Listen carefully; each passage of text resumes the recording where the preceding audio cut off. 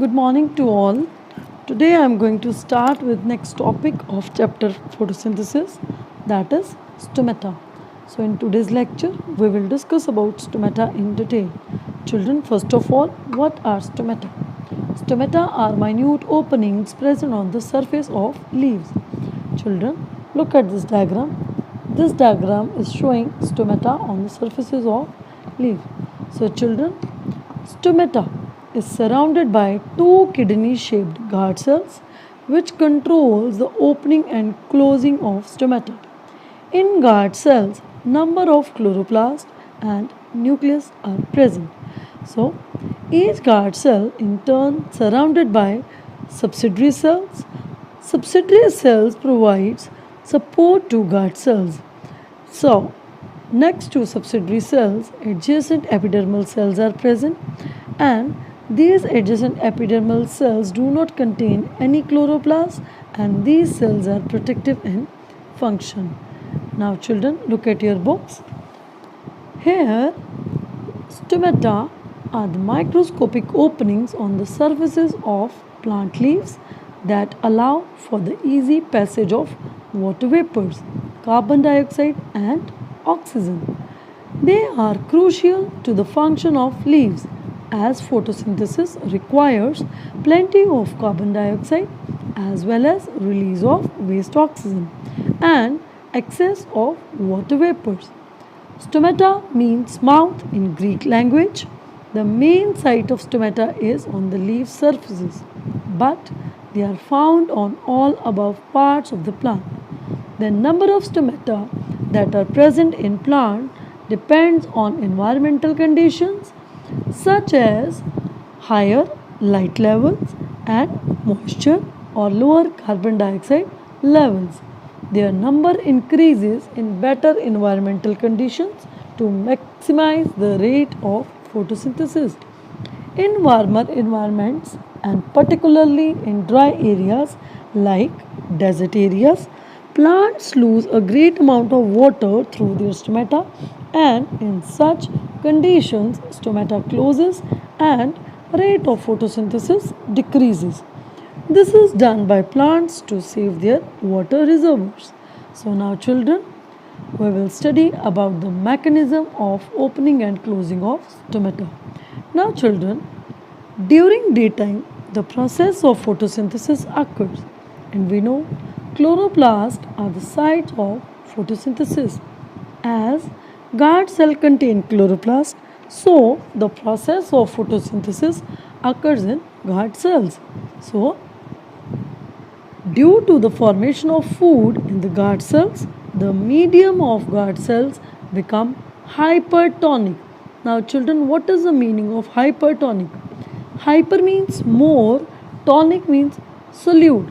So hypertonic medium is a medium in which concentration of solute is more and concentration of solvent is less. Children, this term is very important, note it down.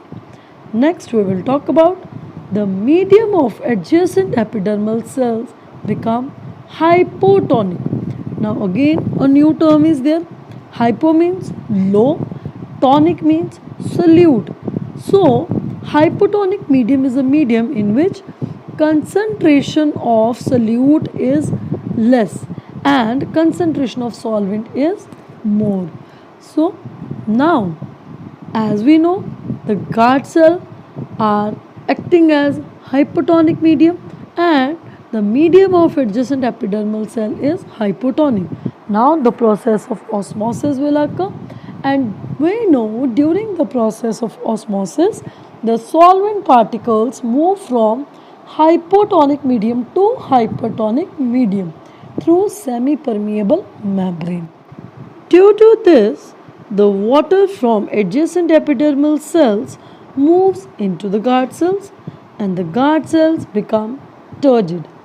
Turgid means they swell up and bulges outward, and it leads to opening of stomata. Now children, look at this diagram. This diagram is showing the process of opening of stomata. So look here.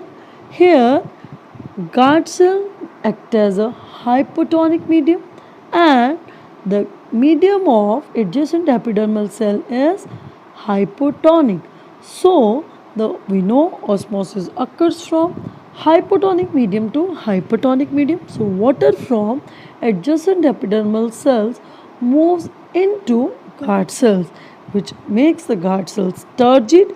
Turgid means guard cells swell up and bulges outward, and ultimately stomata will open. So now children, look here. During night time, we know no sunlight is available, so no process of photosynthesis occurs. So no food is prepared in guard cells. Now the medium of guard cell hypotonic and the medium of adjacent epidermal cell is hypertonic. Again, due to osmosis, water moves from hypotonic medium to hypertonic medium. So as a result, water from guard cells moves into adjacent epidermal cells and the guard cells becomes flaccid. Flaccid means they lose their turgidity and stomata ultimately get closed. Now look at this diagram. Here the guard cell act as hypotonic medium, as during night time no process of photosynthesis occurs and no food is prepared in guard cells, and adjacent epidermal cell act as hypertonic medium. We know osmosis occurs from hypotonic medium to hypertonic medium. Due to this, water moves from guard cell into adjacent epidermal cells, and ultimately the guard cell becomes flaccid, means guard cell lose their turgidity and stomata get closed. So children, now look at your books. The mechanism of opening and closing of stomata. The opening and closing of stomata is regulated by turgidity of guard cells. The stomata are open when the guard cells are turgid. On losing the turgidity in the guard cells, the stomata are closed. So, now if we'll talk about structure of stomata, each stoma has two bean-shaped guard cells. They have inner thick walls and compared to outer walls. When the guard cells are full of water, means the guard cells are turgid, they swell up and bulges outward and the stoma opens. And now we will talk about the functions of stomata. Stomata helps in exchange of gases between the leaves and the atmosphere. It helps in the process of transpiration. Transpiration means loss of water. Now children, you must be able to answer the following questions. What is stomata? Define hypotonic medium and hypotonic medium. Describe the structure of stomata. Explain the functions of stomata. Difference between stomata and guard cells, and describe the mechanism of opening and closing of stomata. So children, this was all about today's lecture. We will continue with the next topic in the next lecture. Kindly write all the terms on your copies and learn the question answers very properly.